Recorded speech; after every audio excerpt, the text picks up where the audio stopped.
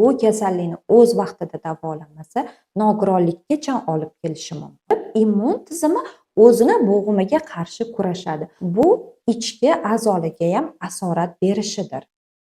Assalomu alaykum. Men Tursunova Xulkarxon Rustam Hajjayevni bolalar gematologi va kardiorematolog. Bugun sizlar bilan artritlar haqida gaplashamiz. Artritlar bu bir nechta kasallikni o'z ichiga olgan, yallig'lanish hisobiga bo'g'imlarda shish, og'riq va harakatni cheklanishi bilan kechadigan kasallik hisoblanadi. Artritning qanday turlari bor? U qanday klinik belgilar bilan namoyon bo'ladi?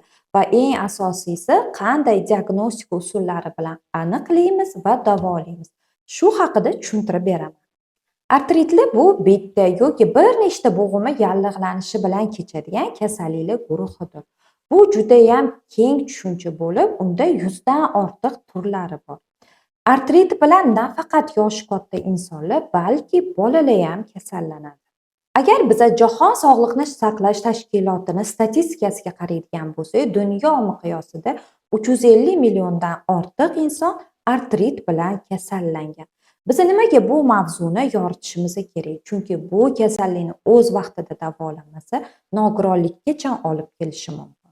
Artrit bu bo'g'imlarning yallig'lanishi bilan bog'liq kasallik bo'lib, u sinovial parda, tog'ay va atrofdagi to'qimalarni zararlaydi.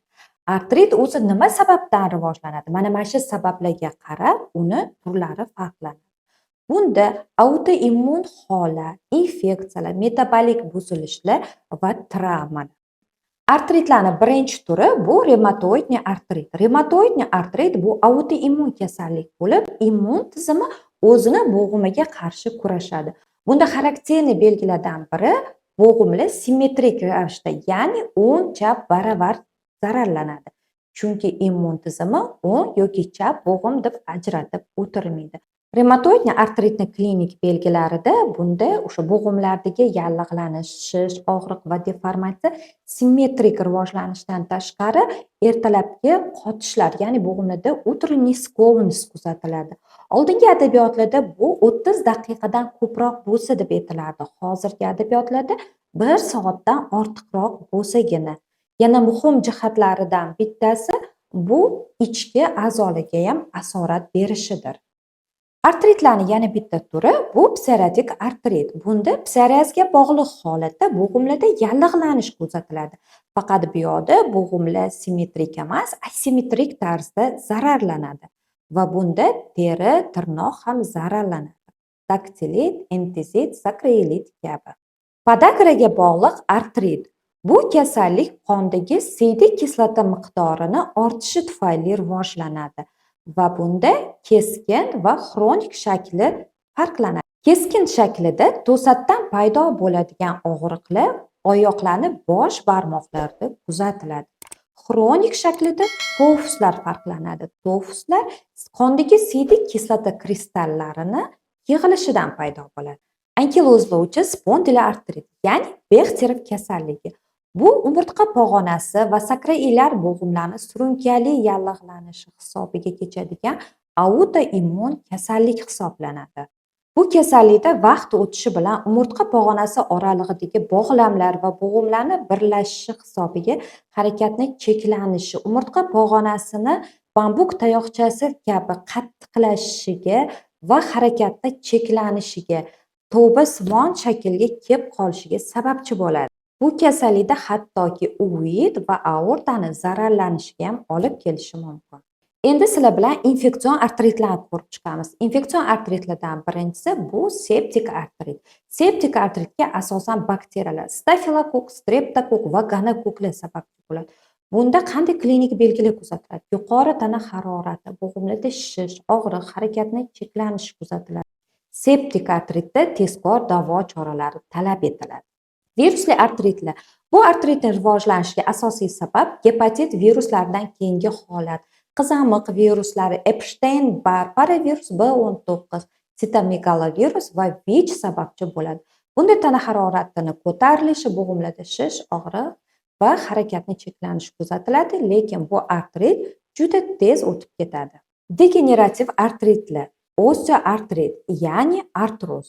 Bu eng ko'p tarqalgan bo'g'im kasalligi bo'lib, Bo'g'imlarning surunkali degenerativ distrofik bo'g'im kasalligi bo'lib, asosan gialin tog'ayni buzilishi bilan kechadi va suyak tuzilmasining qayta shakllanishi va yallig'lanishiga olib keladi.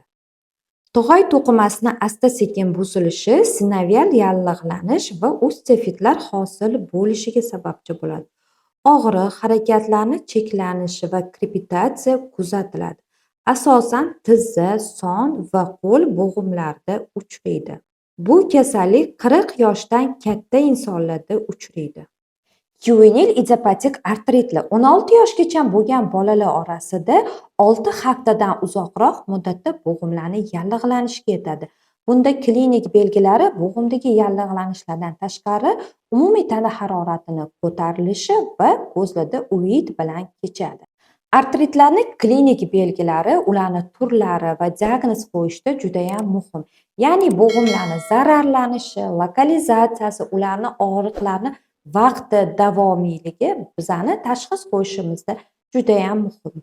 Tashxis qo'yishda bundan tashqari tekshiruv usullaridan umumiy qon tahlili, ya'ni eritrotsitlarning cho'kish tezligi va leykotsitlarning miqdoriga ahamiyat beramiz.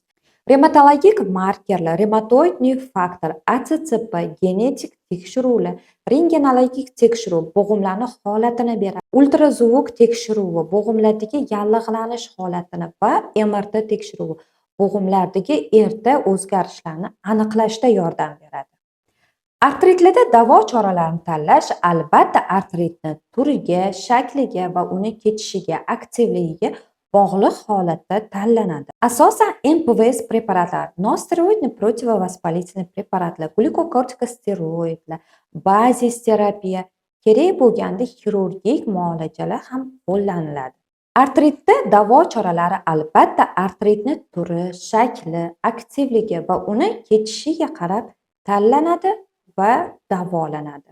Bunda qaysi preparatlardan foydalanadi? NPVS, ya'ni nosteroidni protivovospolitniy preparatlar, glukokortikosteroidlar, bazis terapiya, fizioterapiya va hattoki xirurgik muolajalar ham qo'llanilishi mumkin.